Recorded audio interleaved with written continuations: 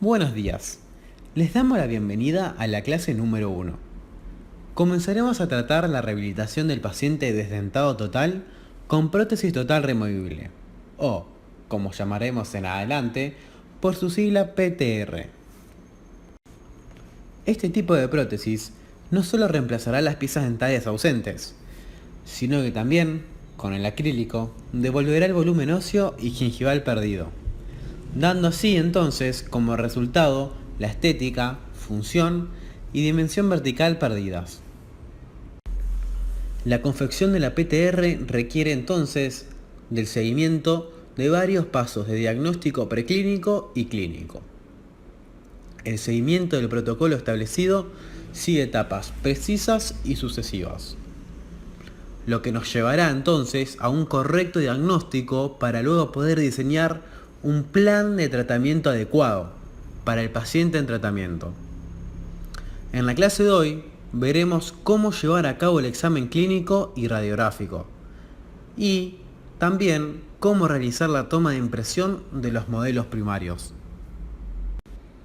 Para lograr obtener un diagnóstico y así poder establecer el plan de tratamiento indicado para nuestro paciente, será fundamental realizar una correcta anamnesis, ¿bien? El interrogatorio dirigido, escuchar el relato del paciente con atención y volcarlo en la historia clínica. Por ejemplo, es importante saber cuándo y por qué perdió sus piezas dentarias, O si alguna vez utilizó una prótesis total removible o una prótesis parcial removible, ¿bien?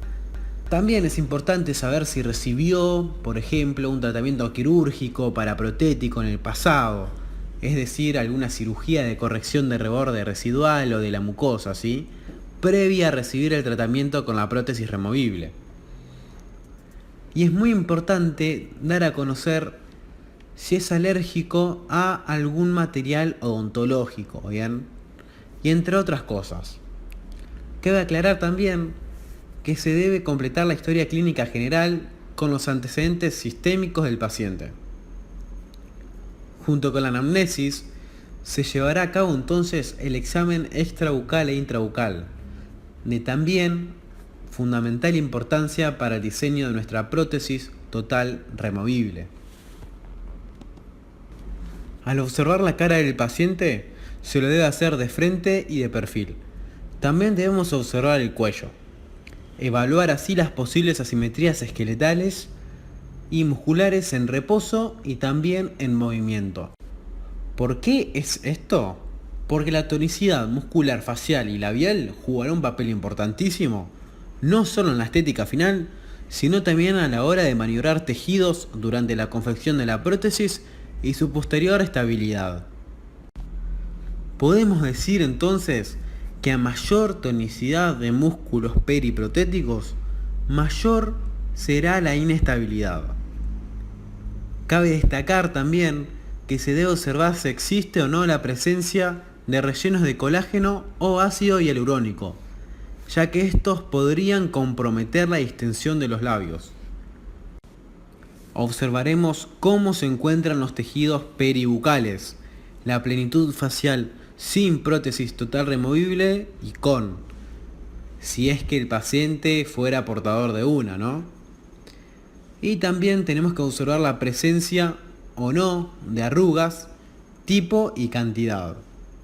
No debemos olvidar también la inspección de la articulación temporomandibular y corroborar los correctos movimientos mandibulares de apertura, cierre, Propulsión y lateralidades. Al realizar el examen intraoral, podremos nuevamente evaluar la tonicidad de los labios y carrillos, generándoles movimientos y comprobando su tonicidad. Veremos también el tamaño y la fuerza de la lengua, ¿bien? Los músculos que tienen inserción en los maxilares, así como también la lengua, podrán desestabilizar la prótesis. Por eso es importante evaluar sus inserciones y tonicidad. Debemos explorar también la topografía de los maxilares y la mucosa que los recubre en toda su extensión.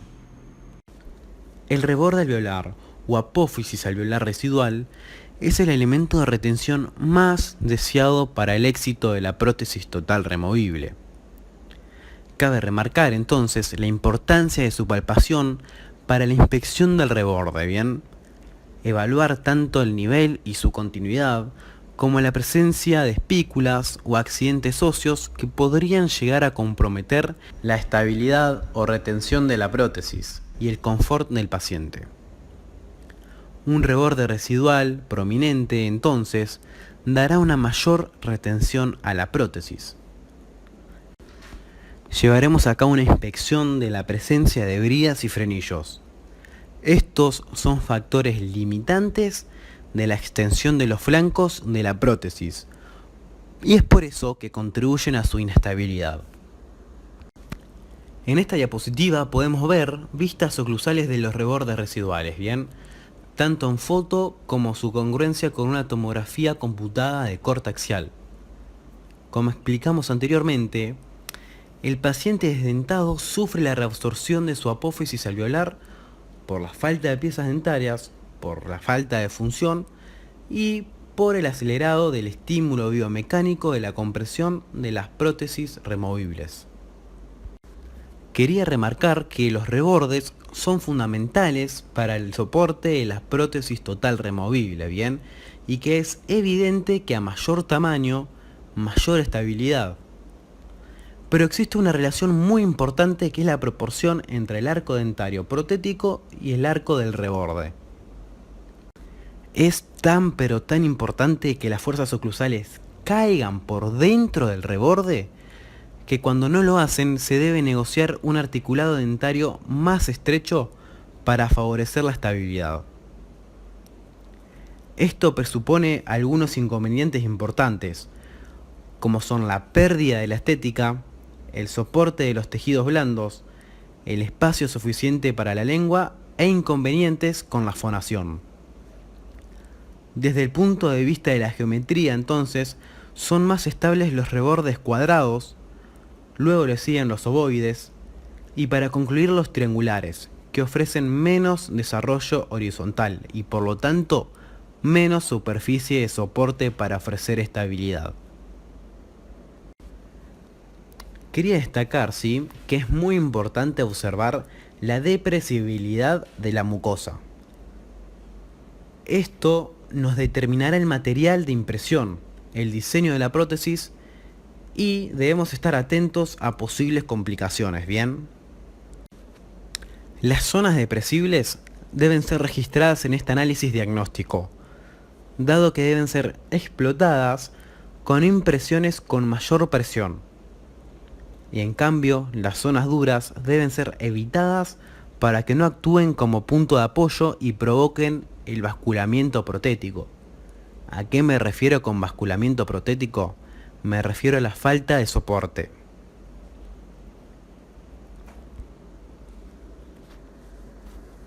Vamos a elegir la técnica para impresiones y los materiales de impresión según entonces la depresibilidad o rigidez de las estructuras anatómicas. Podemos adelantar aquí que con zonas depresibles amplias usamos impresiones con mayor presión hidráulica y a mayor rigidez entonces del sector disminuimos la misma. Dicha diapositiva es simplemente para resaltar que debemos inspeccionar la presencia de bridas y frenillos. ¿Por qué? Porque son elementos anatómicos a tener en cuenta debido a que su inserción baja puede desestabilizar la prótesis y su influencia es negativa en el pronóstico. Entonces, en casos extremos, se puede evaluar realizar una cirugía correctiva. Con respecto a la tuberosidad, se trata de la porción distal del hueso maxilar superior a ambos lados. Por lo general, son voluminosas y ofrecen un sitio de estabilidad y retención para la prótesis. Hay que evaluar bien también la profundidad del surco vestibular y el espacio que queda entre la tuberosidad y la apófisis coronoide. Pueden existir tuberosidades muy voluminosas y retentivas por vestibular que impedirán entonces retirar la impresión sin deformarlas o bien pueden dificultar bien la inserción de la futura prótesis. En estos casos, ¿qué se puede hacer? Se puede optar por una corrección quirúrgica, como vemos en la imagen. Nuestra prótesis, ¿sí?, requiere un límite, ¿bien? Entonces, para trazar una limitante estándar en sector posterior, debemos trazar una línea recta entre los surcos amulares. En un promedio alto de individuos, invade ligeramente el paladar blando en la inserción de los músculos del velo y toca algunos puntos del paladar duro, ¿bien? Con lo que genera dos áreas elípticas que pueden ser depresibles y por eso entonces pueden darnos el sellado que estamos buscando. En la diapositiva se ve graficada la extensión y la previsibilidad de esta área en el clásico esquema de Lytton-Harris. Las áreas bilaterales azules corresponden a los surcos amulares considerados de mediana depresibilidad. Por otro lado tenemos las zonas de color rojo, que son mucho más depresibles por la existencia de un tejido submucoso sin respaldo óseo.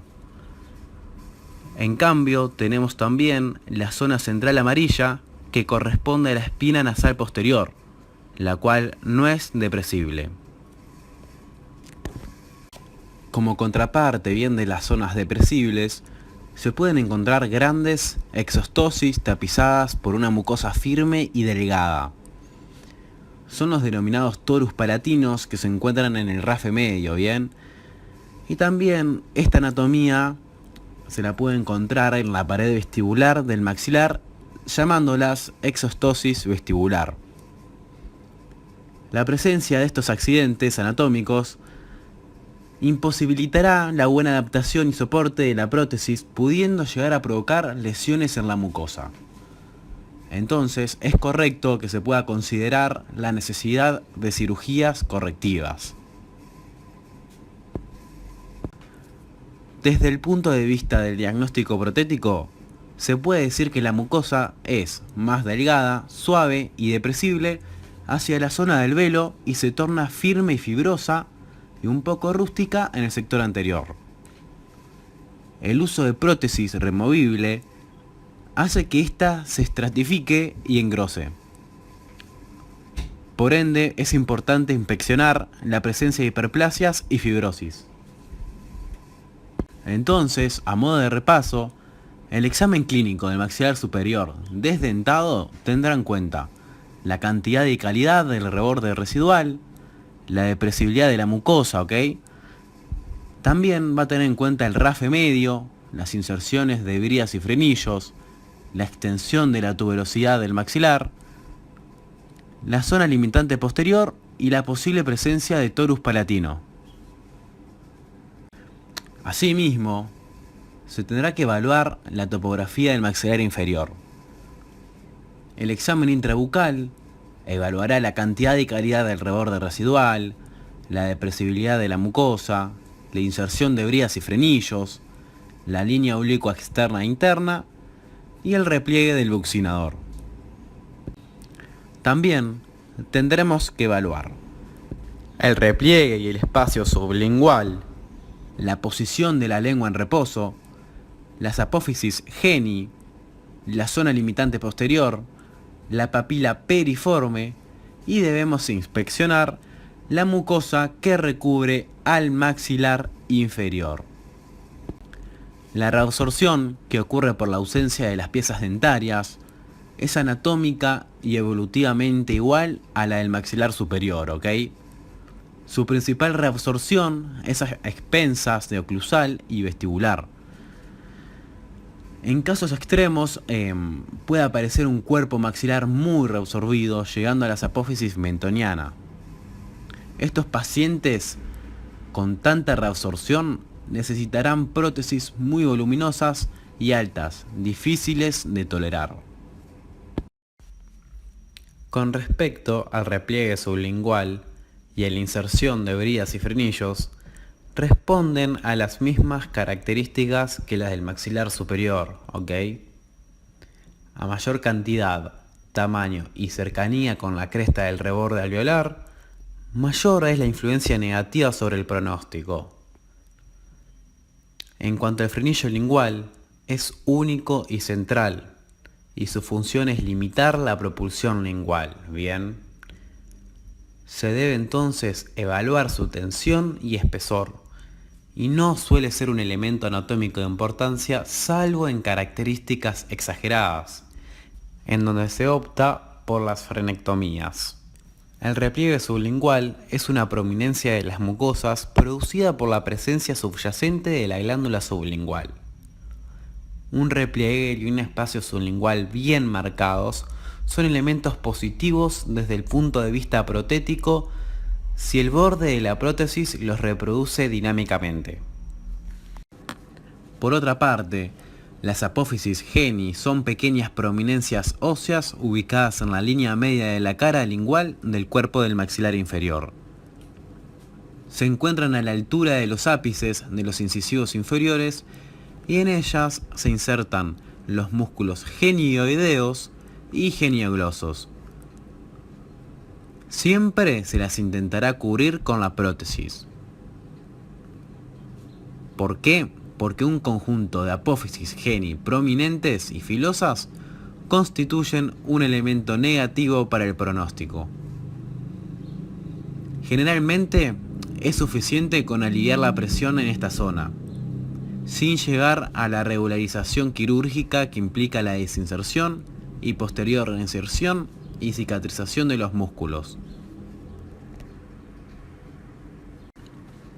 También es importante ver la relación de la lengua con la movilización del piso de la boca, ¿sí? Y la influencia de ambos. Lengua y piso de boca en relación al flanco lingual y las técnicas de impresión o registro de esta relación dinámica.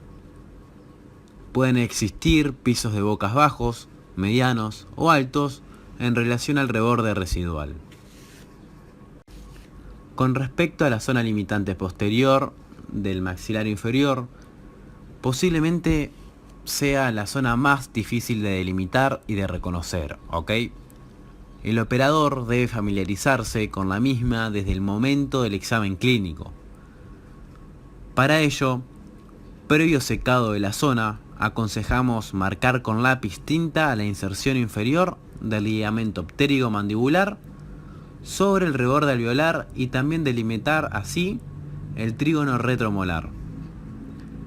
Vestibularmente, esta línea así marcada debe coincidir aproximadamente con el comienzo de la curva que realiza el buccinador para ir a insertarse en el ligamento pterigo-mandibular. También quería destacar que en esa zona posterior existe un elemento anatómico que es posible utilizar como referencia. ¿Cuál es? Es la papila piriforme, ¿bien? Papila piriforme.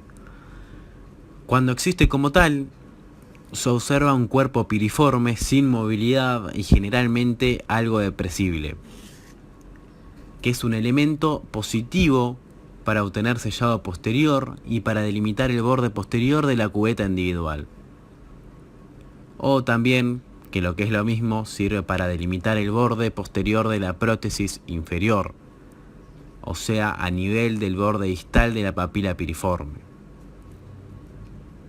Pero es importante constatar que ese cuerpo piriforme no sea realmente un engrosamiento de la inserción inferior del ligamento pterigomandibular, que el ligamento pterigomandibular no se inserte por debajo de la papila piriforme. ¿Por qué? Porque esto provoca con su acción un desplazamiento en superficie. Y en caso de que la papila no sea tal, o se inserte por debajo de ella el ligamento, no debe ser cubierta por la prótesis, ¿ok? No debe ser cubierta por la prótesis. ¿Por qué digo esto? Porque durante la dinámica del ligamento, la prótesis será desplazada y la mucosa que lo cubre, como sucede con los frenillos, se puede erosionar, ulcerar, producir dolor y obligar a retoques y controles.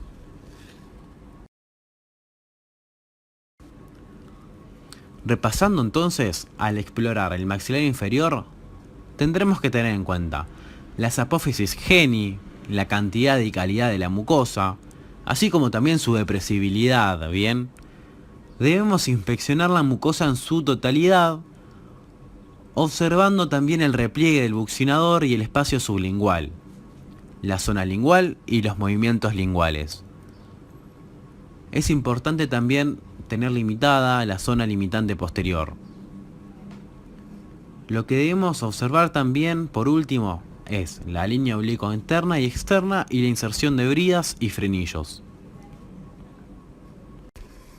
Con este protocolo de inspección, y de acuerdo con la complejidad de cada caso, se puede arribar, como hemos adelantado, a un primer diagnóstico que se conoce en semiología como diagnóstico presuntivo. Este es el momento en que es preciso recurrir a los análisis complementarios o auxiliares de diagnóstico para poder evaluar con mayor precisión y con el menor margen de error posible la problemática del paciente. De este modo estaremos transformando la presunción en certeza, es decir, nuestro diagnóstico presuntivo en un diagnóstico de certeza.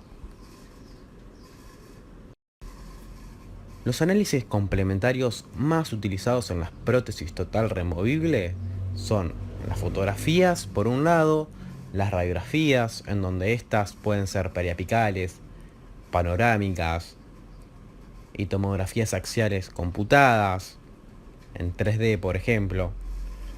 Por otro lado también los modelos montados en articulador y también los sensораdos de estudio, es decir, el articulado dentario de estudio, ¿bien? Las fotografías se utilizan a efectos de evaluar el equilibrio facial estético con las prótesis total removibles que el paciente porta, y en caso de disponer de fotos anteriores a su edentulismo, se puede hacer una comparación de su etapa dentada con la actual. Las radiografías se deben requerir para garantizar que las prótesis total removibles apoyarán y transferirán el esfuerzo sobre un tejido óseo sano. Conviene comenzar de lo simple a lo complejo, ¿bien? Siendo suficiente la utilización de la radiografía panorámica. Si el caso requiere el análisis individual de algún sector, este debe estudiarse con radiografías periapicales. Todos estos estudios complementarios nos ayudarán a lograr una correcta evaluación y establecer un pronóstico favorable o desfavorable. Luego comenzaremos con la confección de los modelos primarios de estudio y trabajo. Esto se logra con una impresión primaria, ¿ok? La impresión primaria de los modelos de estudio puede ser tomada con hidrocoloides o elastómeros. Esto dependerá del caso clínico y será la conclusión del estudio intrabucal que realizamos hasta ahora. Para llevar a cabo dicha impresión, es importante saber las características que debe tener la cubeta, ¿ok? La misma debe ser rígida, en donde si el material de la cubeta no ofrece, ya sea por calidad o por diseño, rigidez absoluta, la misma no debe ser utilizada. ¿Por qué? Porque se deforman, ¿bien? También la cubeta debe ser cerrada. En general, aconsejamos utilizar cubetas confeccionadas en material sólido y no perforadas, ya que las perforaciones que brindan anclaje al material le quitan presión hidráulica a la impresión. Presión que conviene aprovechar para copiar y no para que se escape por los agujeros, con el solo objetivo de obtener retención para el material. Otro de los requisitos para las cubetas es que deben tener un mango, ¿bien? El mango de la cubeta debe ser rígido y permitir sostener la cubeta mientras se carga con material. Nunca se debe utilizar el mango para traccionar, o sea, para retirar la impresión, ya que de esta manera se corre el riesgo de extraerla no axialmente. Entonces, algunas cubetas traen dos pequeñas aletas que sobresalen hacia vestibular desde la gotera, a la altura de los premolares de ambos lados. En caso de no existir este pequeño detalle de diseño, Se debe retirar traccionando desde el borde de los flancos sin dañar el material para impresión. Otra de las características para una cubeta ideal es que deben permitir retener el material para impresiones. Las cubetas no perforadas traen un borde o pestaña periférica que permite retener el material. Su nombre original en inglés es rimlock, ¿ok? También deben poseer un diseño acorde a los maxilares desdentados. ¿A qué me refiero con esto? A que las cubetas para prótesis total removible deben ser de flancos más bajos, ya que no existen piezas dentarias y a veces ni siquiera rebordes. La cubeta inferior, en la zona posterior, debe acompañar la curva ascendente del reborde inferior, de forma tal que enfrente al borde anterior de la rama, ¿bien? Y permita así impresionar adecuadamente la zona del límite posterior. En la zona vestibular posterior deberá estar levantada de manera que cubra a la línea oblicua externa como un techo. De lo contrario se corre el riesgo de obtener una impresión que cubetee, es decir, que muestre cubeta al descubierto. Bien. En la zona periférica posterior, la cubeta superior debe ser recta, nunca escotada. ¿Para qué? Para poder impresionar la futura zona crítica del cierre posterior, que describiremos con detalles en la impresión definitiva. Si no se obtiene en la impresión primaria, luego es imposible construir la cubeta individual correcta. Las cubetas con borde posterior curvo, o sea cóncavo hacia las fauces, no brindan apoyo para el material de impresión, y todo material no contenido genera un modelo deformado. También debe existir un surtido que en su variedad contemple los 4 tamaños clásicos para ambos maxilares. Estos son pequeño, mediano, grande y extra grande. Debemos recordar, a la hora de elegir la cubeta adecuada, los conceptos previamente descritos. Aun siendo de ese modo, se debe probar la cubeta en boca para saber si cumple con los requerimientos de forma y tamaño. Debemos probar en boca la cubeta, bien, apoyándola en una comisura y separando la comisura de otro lado con el dedo o con el espejo bucal.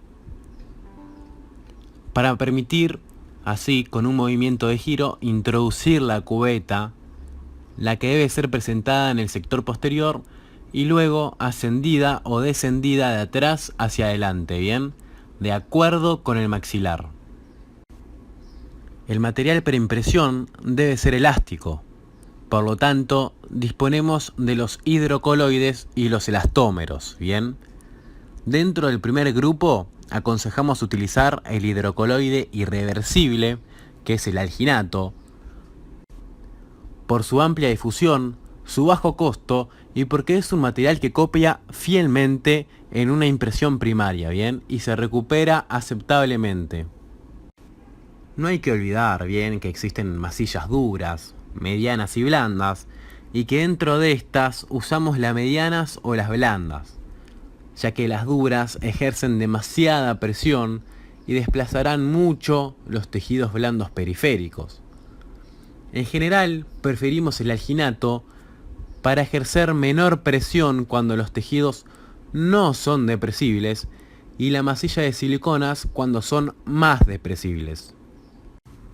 Procederemos a introducir en boca de costado y asentaremos la cubeta cargada de atrás hacia adelante.